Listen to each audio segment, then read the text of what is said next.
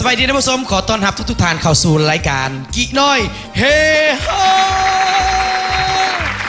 นี่มื้อนี้ถือว่าเป็นเทปพิเศษนะพี่น้องเด้อมื้อนี้พบกับข้าพเจ้าคือเก่ากับรายการกีน้อยเฮฮาซึ่งจะนำเอาความเบิกบานมวลซืนทางด้านเสียงเพลงและวงดนตรีแต่ละวงและเรื่องของนักศิลปินจะมาให้ทุกท่านได้หับเบิ่งหับชมแบบมวลๆในรูปแบบกีน้อยเฮฮากัน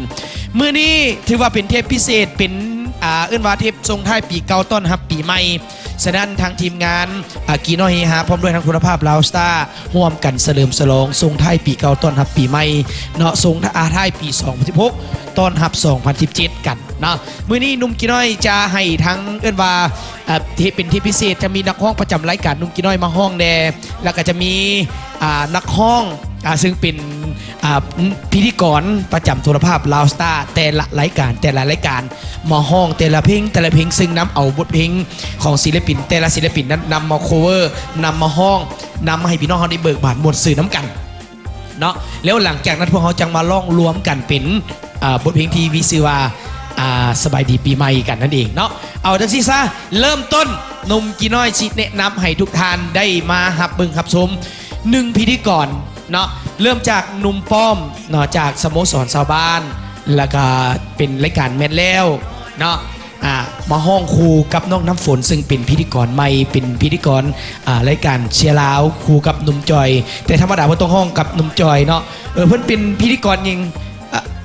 สบายดีเมืองลาวอีกพร้อมโอ้ยหลงแล้วดิเนาะเป็นพิธีกรใหม่เนาะเป็นพิธีกรใหม่หน้าฮักหน้าตาดีขอฝากไว้กันแล้วกันขอเฮียนเซินน้องน้ำฝนแล้วก็นุ่มป้อมมาขึ้นถึงเวทีกันเลยขึ้นมาเลยนุ่มป้อมไปทางไหนเนาะขอเสียงตัวมือดังให้แน่สบายดีเนาะสบายดีอันนี้เป็นน้องน้ำฝนแนะนำตัวเองนะเจ้าสบายดีค่ะพระเจ้าชื่อว่าน้ำฝนวิไลลักษณ์อุณาราชก็เป็นพิธีกรใหม่ของลาวสตาร์ก็ฝากผลงานในเด้อเจ้าปัจจุบันนี้เป็นพิธีกรรายการอย่างน้อง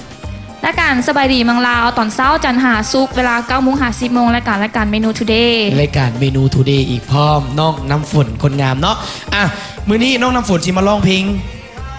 เกี่ยวสาวเข้มงืมเกี่ยวสาวเข้มงืมโมเมนต์อื่นไก่ขอเป็นนุ่มป้อมขออินเสิร์ตนุ่มป้อมกันซะก่อน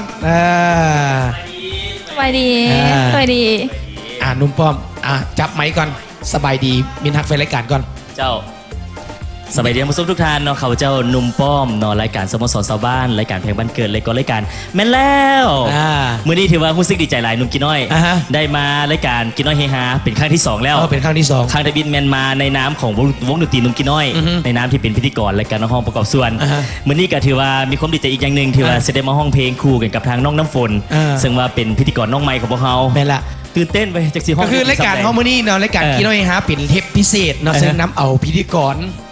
แต่ละรายการของโทรภาพเราสตาร์เขานี่โอ้ยเป็นจังไดระยะนี้ที่ว่าปีใหม่ตลอดเสียงแหบเนาะซึ่งจะนำเอาพิธีกรเขาแต่ละรายการมาร้องเพลงแล้วก็มาส่งท้ายปีเก่าต้อนรับปีใหม่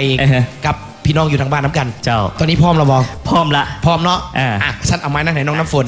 ฉะนั้นท่านผู้ชมอยู่กำลังติดตามเบิ่งรับชมอยู่ในขณะนี้อย่าฟ้าหมุนซ่องไปใส่มามวนมาชมน้ำกันเนาะกับรายการกีน้อยฮะในรูปแบบเทปพิเศษในมื้อนี้ท่านผู้ชมเนาะมวลกะขออนุญาตนำเนาะถือว่าขออนุญาตนำทางเจ้าของเสียงเพลงเพิ่นแดเพราะว่าพวกเขาก็เป็นนักห้องสมัครลินกับว่าแมนเนาะเพราะว่าหลักๆของพวกเขาก็คือเป็นพิธีกรเจ้ากะอดฟังเอาเหมือนกันเนาะเจ้าพร้อมแล้ว